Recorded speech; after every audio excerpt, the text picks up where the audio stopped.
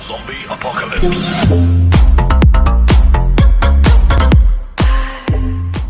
How's it going, everybody? This is Todd Drabo. Hope you're having another great day, and welcome back to another video. Alright, so it's been a long minute since I've last done this. It's going to be another random thoughts video. In this series, I like to talk about whatever's on my mind, whether it's something interesting in the world or a personal story that I want to share, or if I simply just want to rant about something. So at this time next week, it will be the beginning of the Tokyo Olympics, which was originally supposed to be held last year, but obviously it has been postponed to this July to early August as a result of the coronavirus pandemic that ended up occurring last year, and at least in some parts of the world is still going on today right now. And obviously, you know, there are a lot of expectations for what's going to happen in the Olympics, how their athletes are going to perform, and more importantly, you know, for each country, they're going to be rooting on for their country, they're going to be rooting on for their teams, and that's exactly what I'll be rooting for. I'll be rooting on for Team USA as usual, though unfortunately though I won't be able to watch a whole lot of it because of my work obligations, but I will definitely be cheering on for Team USA when I get the chance to do so. So with that being said, I'm going to be talking about my expectations for what's going to happen in the Olympics, how it's going to be held, how I think all the athletes and some of the key sports that are going to be happening at the Olympics are going to do, and more importantly, what I'm just hoping to see out of the Olympics overall. So as I previously mentioned before, obviously the Tokyo Olympics was supposed to be held last year in summer of 2020, but as we all know, the coronavirus pandemic ended up upending those plans, and the IOC decided that they had to cancel it for that year and postpone it to this summer of 2021. Unfortunately, as we all know, it has not been going well in Japan lately when it comes to the coronavirus pandemic. In fact, that's one of the very few countries in the world where there has been a massive skyrocket in coronavirus cases, and obviously that's left a lot of worry because, you know, there are fears that a lot of athletes, some of them probably not even fully vaccinated, that may end up getting the virus, and unfortunately that could end up risking a potential wave of infections, obviously, and that could really affect the games as a whole. As we all know, there's going to be no spectators allowed at the games because obviously the country is in a state of emergency, and obviously with the skyrocket and infections there, you know, having fans there overall, even if they were masked, you know, that could create a whole lot of risks, unfortunately. So obviously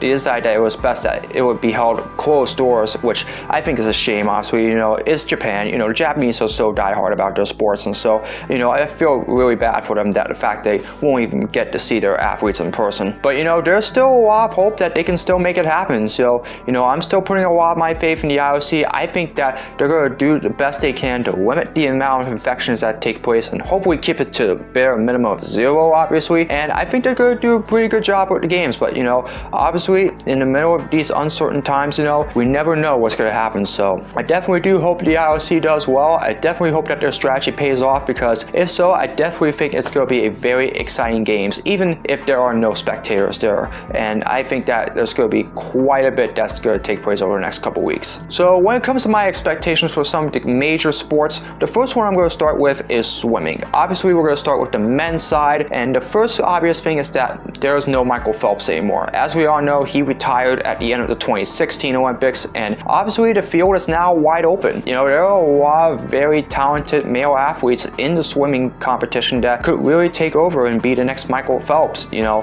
I'm definitely looking at some of those guys that could definitely step up and become a major superstar in the swimming world. And, you know, there's definitely a lot of people that I'm keeping my eyes on that are definitely going to make something happen. And so I'll definitely be watching to see exactly who could become the next Michael Phelps and become the next big superstar in the swimming world. And on the women's side, as we all know, the last time the Olympics happened, Katie Ledecky, she had a masterful Olympics, winning the gold medal in almost every single one of her events, and a lot of it usually in pretty dominating fashion. Now she is a little bit older, obviously. She's now 23 years old, and so obviously it's going to be interesting to see if her age has affected her a little bit. You know, I don't really think that's going to be the case. I think she's going to do very well, and I definitely believe she's going to have an opportunity to win all of those gold medals again. And then there's Simone Manuel, you know, obviously the first African-American woman to ever win a gold medal at the Olympics the last time it happened in Rio, obviously. You know, in events that she's going to be competing in, I think she's going to have a real opportunity to make something happen here, and I think she has a real chance of repeating her gold medal from the Rio Olympics. So it'll be interesting to see what she does. I'm definitely looking forward to seeing what the other woman in the swimming competition can do, and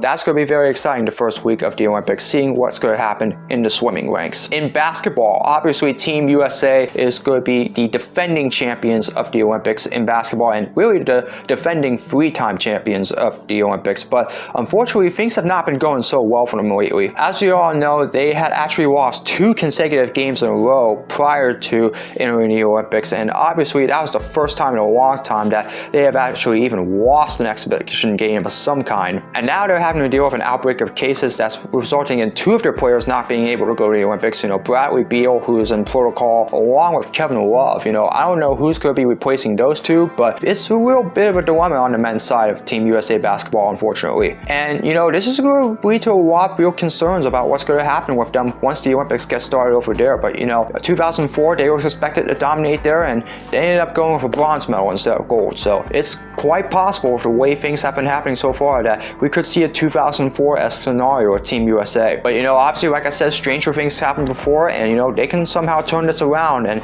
maybe get a gold medal. That can be pretty spectacular. On the women's side of Team USA basketball, I don't really expect a whole lot. They pretty much dominated that rank for the last several Olympics now, and really, I don't expect anything different. I think Team USA on the women's side, I think they're going to dominate again, and I definitely believe they're going to come away with another gold medal there. All the players that are on that team, they're just going to be too much for everybody else to handle. So, it'll be interesting to see what happens there in the basketball side. In soccer, Team Brazil in the men's side, they are the defending gold medal at their home Olympics in Rio. That was definitely a very special event, to see them win the Olympics at their home event in soccer. But, obviously they're going to be facing some pretty stiff competition, especially from Italy, who just recently won the Euro 2020 title. And of course, you can't count out some of the other nations that are in there that could really give them a challenge, like England, Japan, obviously the home nation, or even Croatia and France. Those nations obviously can definitely make something happen. And so, I'll be interested to see if Brazil and Neymar are able to hold off the competition and get another gold medal there. And on the women's side, obviously Team USA, like I said, they are pretty much the dominators of women's soccer worldwide right now. They won the last 2 in the FIBA World Cup, including 2019, which they won in pretty much dominating fashion. And so I really can't put too much expectations for what's going to happen there. Team USA, with all those star players there, Alex Morgan, Megan Rapinoe, and all those guys, I think they're just pretty much going to run away with the gold medal. But, we saw what happened in 2016. They were expected to dominate and win the gold medal, and they ended up going out in the quarterfinal in an upset. So, like I said, strange things have happened there, but, I don't really expect that to happen. I think this time, Team USA is going to come away with the gold medal. Then there's track and field. Usain Bolt, he was the superstar of the Olympics there in track and field, winning all those gold medals and potentially being the fastest man in the world. Well, this will be the first Olympics without him, and obviously this means somebody else is going to have an opportunity to step up. And there are a bunch of other athletes there on the men's side as well. David Centrowitz, he pulled off the upset in 2016 in one of his events to win the gold medal. I'm definitely going to be keeping my eyes on him, and I'm definitely going to be looking at a few athletes as well in general there. And on the women's side, Allyson Felix, her first and potentially only Olympics as a mom. Obviously, she recently had her first child, and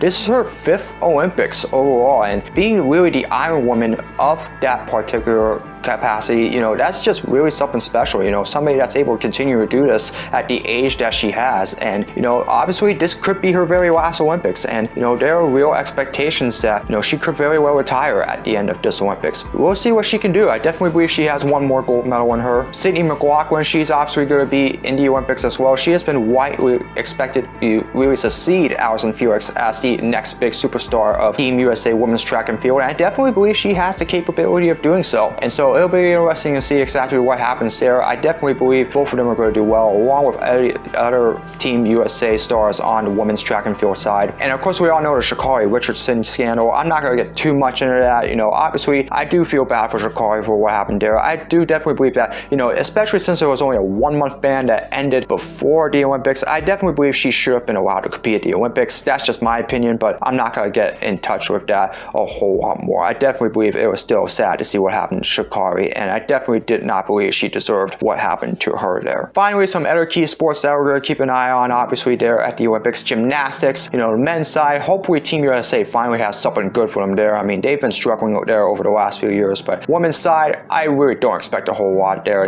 Team USA on the women's side pretty much dominated that specter of the sport, and really, I don't expect anything different there. Simone Biles is still the greatest of all time, and really, she's going to remain that way. I think they're pretty much going to pull off the sweep of all of their gold medals there in all of those events. I really don't think there's anybody that's going to stop them there in gymnastics. Beach volleyball on the women's side, I believe this would be the very first time that this will be the Summer Olympics without Kerri Walsh Jennings. I believe she and her partner failed to qualify for the Tokyo Olympics, obviously, which is a real shock to me. So obviously, that's pretty sad there. But it'll be interesting to see who could become the new queens of beach volleyball up there. I definitely know that there's a lot of attention that takes place there. And skateboarding, this will be the first Olympics ever for the world of skateboarding. Obviously, that's really exciting. Nyjah Huston is definitely a guy that I'm going to be keeping my eyes on there. I mean, he's really one of the top superstars in skateboarding, and I definitely believe he's going to have a shot for gold medal. Baseball, obviously this is the first Olympics for baseball in quite a while. I think Team USA is going to have a shot to win there, but there are a whole bunch of other nations there that can really have a shot there. So really, anything goes there when it comes to baseball. Golf, obviously that's going to be pretty exciting to watch. It's obviously going to be the first event after the Open Championship was happening this weekend, and it'll be interesting to see what those guys can do there. Bubba Watson, Phil Mickelson, Dustin Johnson, Rory McIlroy, and all of those guys there. I definitely believe it's going to be a real competitive event there, and I definitely believe it's really going to be tight to see who wins the gold medal there. And obviously there are a whole lot of expectations for all the other sports that are happening as well, but I definitely believe Team USA is going to have a real shot to do very well there. But yeah, obviously being the athletic nation of the world, I definitely believe that Team USA is going to do what they do best, and I definitely believe that even with the risks of everything happening, with the possibility of a virus infection going on there in Japan and really everything else happening, I definitely believe that they're going to do well. And obviously Japan, the host nation, this is their big opportunity to really host the Olympics, and a shame that it has to take place in the events that it is there, but they're going to be very passionate about their fan base, and I definitely believe Japan's going to do very well. I definitely wish them the best of luck, and I definitely hope that I see that nation win a few gold medals there at the Olympics as well. So yeah, there's going to be a lot of expectations placed here at the Tokyo Olympics. Like I said, it was supposed to happen last year, but it'll be interesting to see how well the IOC planned this, especially since they now had a year since they delayed it to this summer. And obviously with Japan now in their fourth state of emergency since the pandemic began, this is some really tough times there going on right now in Japan. And so obviously there are a lot of worries that the IOC may not be able to handle the potential virus outbreak that could happen there, and the Olympics could end up turning into a disaster. But they said the same exact thing in 2016 when they were holding it in Rio. All the things that were happening there at the time, there were expectations that it would be a disaster as well, and it turned out it ended up turning out very well. Obviously everybody had a good time, and best of all, Brazil won the gold medal in men's soccer. So I think it's going to be a fun Olympics. I definitely hope that things go well there and nothing real catastrophic happens there, and I definitely believe the IOC is going to do very well there with the Tokyo Olympics. And of course, the next 2 weeks, obviously all of the action is going to be held on the NBC Sports family of networks, and I'll definitely watch as much of it as I can when I don't have all the work accommodations that are taking place outside with Lowe's and ShopRite. So everybody that's going to be watching the Olympics, rooting for Team USA, I definitely hope you root them for as hard as possible, because it's going to be a very competitive Olympics, and I definitely believe that even with everything that's happening right now in Japan, it's definitely going to be a whole lot of fun to watch. Alright, that's going to do it for another video. Hope you all enjoyed it. As always, if you enjoyed it, be sure to hit that like button, and as usual, if you'd like to see more of my content, be sure to subscribe and hit the notification bell so you know when my latest video is released. As always, be sure to comment below for future suggestions for all my videos, whether it's vlogs, projects, challenges, or random Fox videos like this one, you name it. Be sure to leave it in the comments below, and I'll do my best to make them. And as always, follow me on my social media. All the links are in the description below. That's going to do it for another video. Hope you're having another great day. And as always, I hope to see all of you again in another video very soon. So long, everybody.